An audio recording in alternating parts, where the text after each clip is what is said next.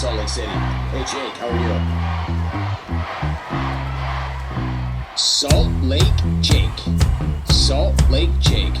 Salt Lake Jake. Welcome to Salt Lake Jake's Take. I am Salt Lake Jake. Fellas, it is the morning after Utah completely dispatched Arizona State. Oh, but yeah, they didn't have the quarterback. Oh, really? Did their quarterback play defense against Devin Short King Dampier and our running attack? No. ASU had a solid defense, and we wiped them across the field, up and down, whatever you want to say, whatever analogy you want to use.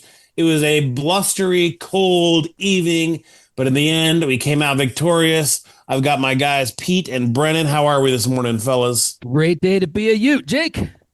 Ready to be a Ute, Jake. You know what I wasn't ready for yesterday is how cold 48 degrees felt. Because right after that rain, it was super humid, and it just cut to the core. It was cold last night. It did, which is weird because 48 degrees shouldn't be that cold. And you know what's funny? I want to give a shout out to meteorologists. All right. I mean, they've been saying all week it would dump right before the game and then it would slow down during kickoff. And it happened exactly like they said. I know they're the scientists and they got all these instruments, but to predict a week in advance, like hour by hour, exactly what would happen. And it did. We showed up, we got out of the truck and it was blowing cold water pouring down. It was miserable. We're putting our ponchos. I was like, why do I do this? Then we walk in the stadium. We hang out in the portal for the concourse for a little while. Then it's kickoff, and then it stopped. Just kind of a light drizzle the rest of the game. The field was soaked. But you know what? It's set up perfectly for our rushing attack. When it's wet, you can still run, and that's what we did.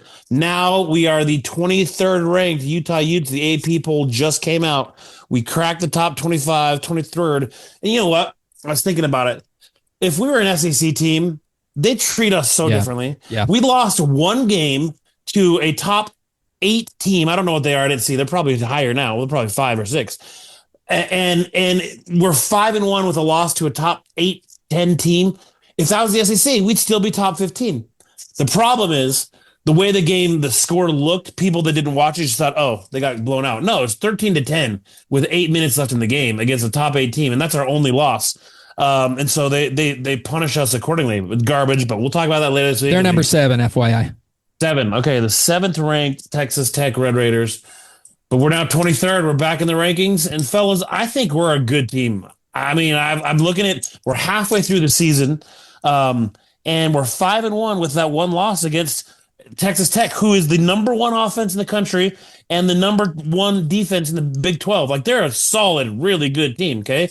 And we hung with them the whole time. So I think we're a good team because every other game we've won sizably, comfortably, no issues at all. And it's setting up for this week's Holy War, the rivalry, the 15th ranked BYU overrated paper tiger fraud Cougars versus your 23rd ranked Utah Utes. But that we'll discuss that next podcast. I don't want to get too far ahead. Other than to say I freaking hate them, and we got to go in there and freaking atone for last year's egregious refereeing mistake. But we'll worry about that later. Let's talk about last night. Okay. Well, speaking about that referee, we had the same one last night. And what did you think about that delay of game on the defense when ASU was inside the 5? It was 4th and 1, and that led to their touchdown. Any thoughts on that? Yeah, my thoughts are I hate that guy. I'll never forgive him for last year's garbage. But Agree. I don't know. They changed the nomenclature. It used to be called disconcerting signals or whatever, where the defense tries to imitate the snap or whatever. I don't know. It seems like it's kind of an ambiguous call. There's no real like thing you can point out. This is what they did. They just said they were delaying the game by simulating the snap, whatever that means. Whatever. In the end, obviously, it didn't matter, but it stopped us from keeping out of the end zone. But it doesn't matter. We came in and we did whatever we wanted on offense. Devin Dampier, fellas, let me point something out to you. His QBR rating, okay, the quarterback rating that rates the performance of the quarterback, and it eliminates some fluke things that can't really go into it. It's kind of a weighted measurement. Anyway, it had his QBR at 99.9. The highest you can go is 100. 99.9, which I saw somebody post, is the 11th highest rated QBR for a quarterback in a game in like the last 50 years. Okay. So basically he played darn near perfect. Wow. He didn't throw hardly at all, right? He only had 12 passes, but he's 7 for 12 for 100 yards. But rushing, man, 10 carries, 120 yards, 3 touchdowns. He looks like his ankle is feeling better, right? Yeah. He looked like he had bursts and pocket awareness. And I don't know, man. I know he's not Alex Smith in his precision passing, right? I know that's not his game, but he's a fun quarterback, man. He's fun to watch. He makes plays. He avoids sacks. And not only does he doesn't just look to run. I look at the third quarter. The pocket broke down. And he kind of was kind of resetting, and he looked downfield, and Ryan Davis is streaking wide open down the middle of the field, and he dropped it in there for a 56-yard long gain to set up our first touchdown in the third quarter. Like he's got pocket awareness. I don't want to say he's got it, but he seems to have it. You know what I'm saying? Absolutely. I've always said he's a leader and he's got the moxie. I am a little concerned in third and long situations, and we've had a few of those. But I thought the offensive line obviously dominated. Like we were just way more physical than ASU. Dude, we ran for what we wanted all game long. I mean, we averaged 7 yards a carry on 40 freaking carries. That is unbelievable. And so yeah, the third and long is a little bit of worry. And I said that last night. Like if we're in 3rd and 7 or longer, it's almost like impossible. If we're in 3rd and 3, 3rd and 4, we're picking it up almost every time. Like that's the key with this offense. Just stay out of 3rd and long. If you can, no one can stop it. I'm not even kidding you. We're not facing any more juggernauts. BYU's got a really good defense. I'll give them that. But like we've got a path here. If we can get a win this weekend in Provo, we got a path to the Big 12 title game. Like it's not far-fetched. Do you have it in the back of your mind that the whole, Whittingham said that Devin Dampier wasn't 100% against Texas Tech, bad ankle or whatever? Is that in the back of your mind? Like, I want those guys again? I want them again, but not because of his ankle. I mean, I think they're a shoe-in for the Big 12 title game. They're looking unstoppable, right? So it's who's going to be the other team that plays them. But yeah, I want to give it another go. I want to give them another shot at things. But I mean, we got a long way to go. We're halfway through the season, 5-1, ranked 23. Couple other things last night I wanted to point out that I thought was awesome. He only got a few touches, but Daniel Bray looks like he's going to be a stud, dude. Like he had 5 carries, averaged 8.2 yards a carry. Okay. But he's just got this burst to him and this quickness and this twitch that our other guys don't have. Not saying they're slow because they're good backs, but he's that game breaking home run threat, right? And every time he touches it, he's got juice to him. You can see he's got juice to him. There's no other way to put it, right? It looks like he's getting the Smith Snowden reps from earlier in the season, which is nice to see. And if you recall, I mean, I don't know if you recall, but there was someone on this very podcast. I do recall. A couple games ago, or maybe a game or two ago, that said after West Virginia, give all the Smith Snowden reps to Daniel Bray. And that's exactly what happened. Because you know what? Smith can focus on defense, and he held Jordan Tyson mostly in check when he was on him, right? He played well. He only had 40 yards receiving, Jordan Tyson. And this is a guy that has lit up teams all year. He's a legit NFL first-round wide receiver. Smith played him well. He did. He gave a few little short catches. The longest catch was 11 yards. But Smith was on him all game long. And so Smith played well. I also love the move of Benny to safety. Okay. Yeah. That just feels natural. Yeah. Maybe it's because we've had a litany of white safeties that are awesome, from Weddle to Scally to Dave Revel to Brian Blecken to Cole Bishop and on and on and on. So maybe it just feels natural. But I mean, he did well at corner, but it feels natural there. Him and Teo in the backfield at safety, I'm happy with. I feel good about that. And, just overall, the defense played well. And I get it. They didn't have Sam Levitt. I understand. But this backup guy has 28 starts. It wasn't like just a fresh off the bench. He's a seasoned college quarterback. And he had a lot of, one thing that is kind of frustrating is there seemed to be a lot of times where the pocket would break down and Jeff Sims would scramble for a big gain. And so still our tackling seems like it needs improvement. Which is fine. But you know what? As a whole, I thought last night was an awesome game considering the circumstances. It was pouring, it was cold, the field was wet all game long. And you know what? We averaged 7 yards a carry, 279 yards rushing. We controlled the line of scrimmage.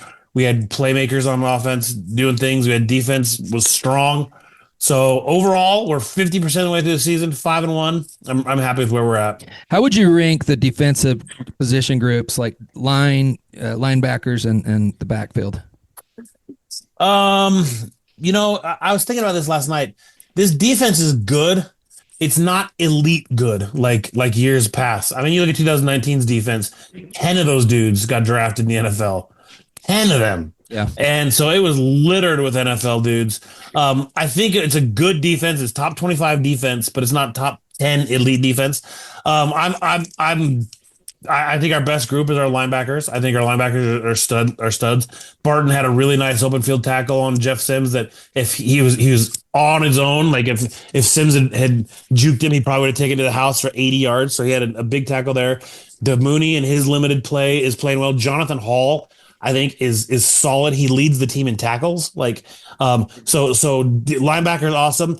Defensive ends, I'm thrilled with. John Henry Daly is the reincarnation of Hunter Dimick. Just like he has a motor on him. He's a disruptor. Not only is he number 3 in the country in sacks, he's got 8 total. He's a half sack behind the number 1 guy, but he's also just disrupting run plays. Like he's in the backfield quickly. He is a stud. He is the mayor of Sac Lake City, and he's one of the best DNs in the country. Like I'm really proud of him. I think he's awesome. I think Logan Fano is solid. He doesn't have the quarterback pressure rate that Daly does. He's got, I think, 2 or 3 sacks on the year, but he's a solid playmaker. And there's a couple young guys on the ends that I'm impressed with too.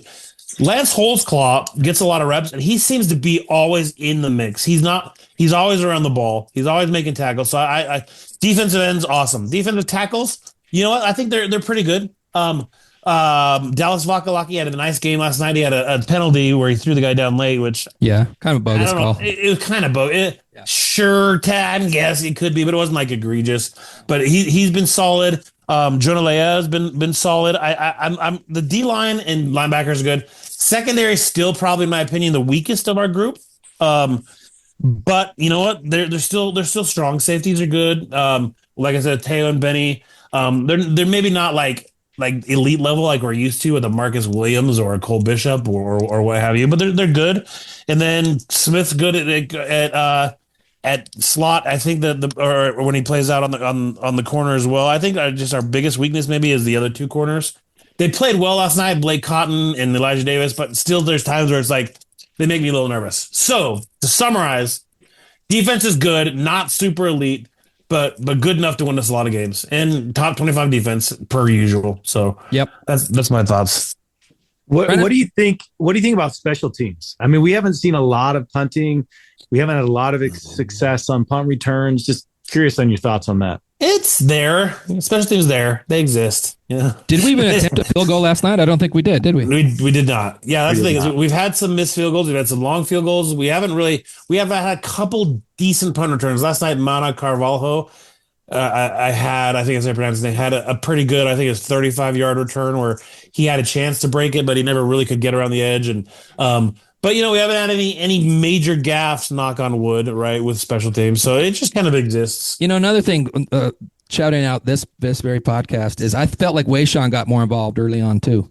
He got involved early on, but he still only ended up with 10 carries. I mean, I guess maybe that's just maybe that's what we've got to expect of this offense is it spreads around to several dudes. Because we had 40 carries and it went Dampier 10, Wayshawn 10, Nakari Rogers 12, Daniel Bray 5, and then a few end arounds and with Larry Simmons had 1, and there was so really maybe that's just what I could expect. Maybe there won't be a 25 carry per game back. I still think Wayshawn could be a bell cow Zach Moss type of running back. He hits hard, he runs hard if he was given that opportunity, but maybe this offense just doesn't do that. But whatever. Just win, man. That's all I care about. I really, honestly, I could not care less about how we win. Just freaking win, And right now we're 5-1, feeling pretty good. 42 points feels good for Utah. Yeah, dude, Utah game. It is nuts to see rankings of offense and see that Utah is, high up there in offense. Like I look at total offense for the country, we're top 25 offense, 24. That never happens. I mean, we detailed last year we were freaking 115, right? But like in the Big 12, we're like the third ranked offense. It goes Texas Tech, Baylor, Utah. We're averaging 460 yards a game, man. So, like, we've got a good offense. We've got a good defense. And what did we say all offseason, gents? What did I say? I said, give us a decent offense, and we're going to compete for the league. Okay. Yep. And so far, that's bearing out. Yes, we got a loss, but like I said, it was to a top 5 team, Texas Tech, in my opinion. So I think Utah's a good football team. I think we're better than BYU. I think, honestly, and we can talk more about this week, I think we win by double digits. I think we win by 10 to 14 Let's points. go. I know they're always close, and you can never blah, blah, blah. I think we're a 3 touchdown better team than them, but because of the whole rivalry weirdness, I think we win by 10 or 11. I don't know.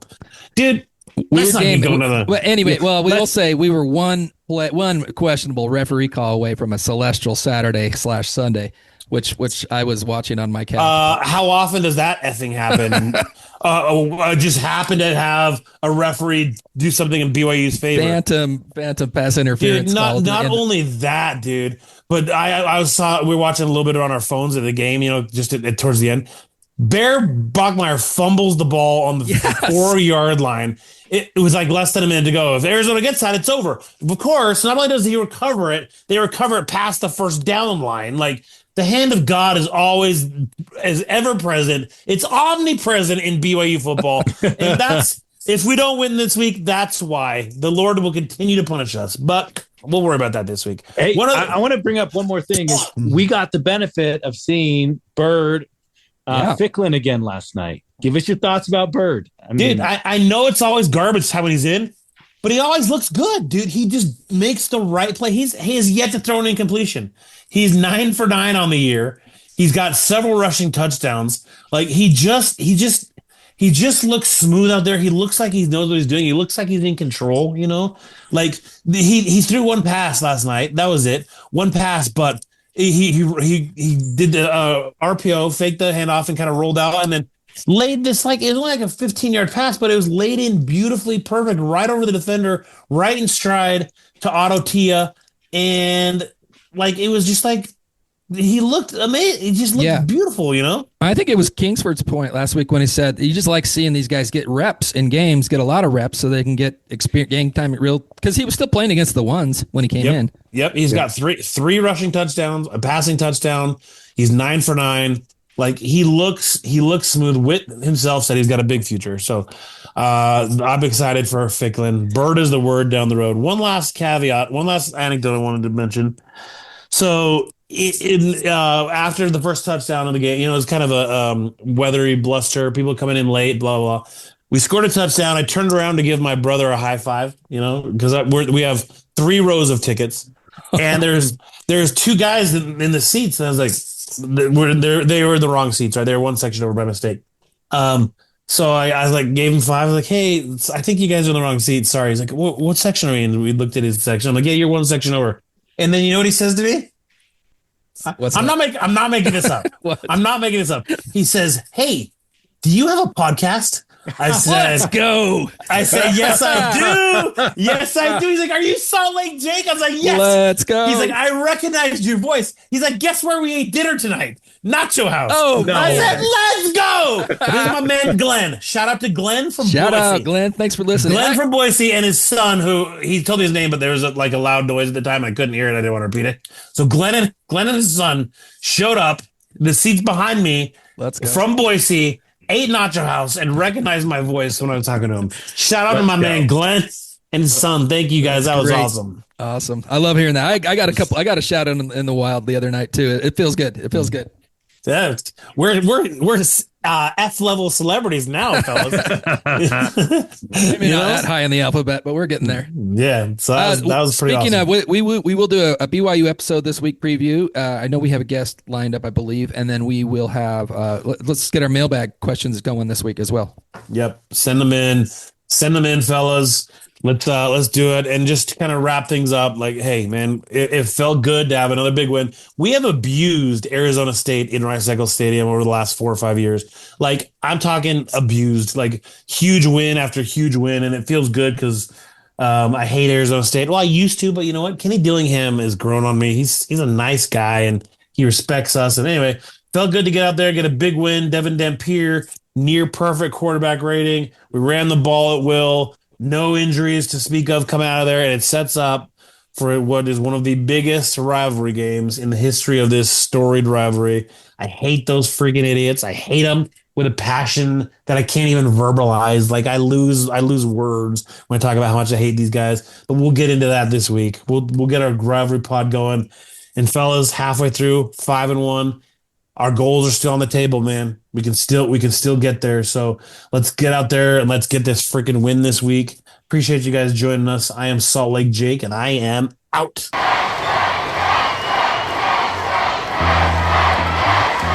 Jake in Salt Lake City. Hey Jake, how are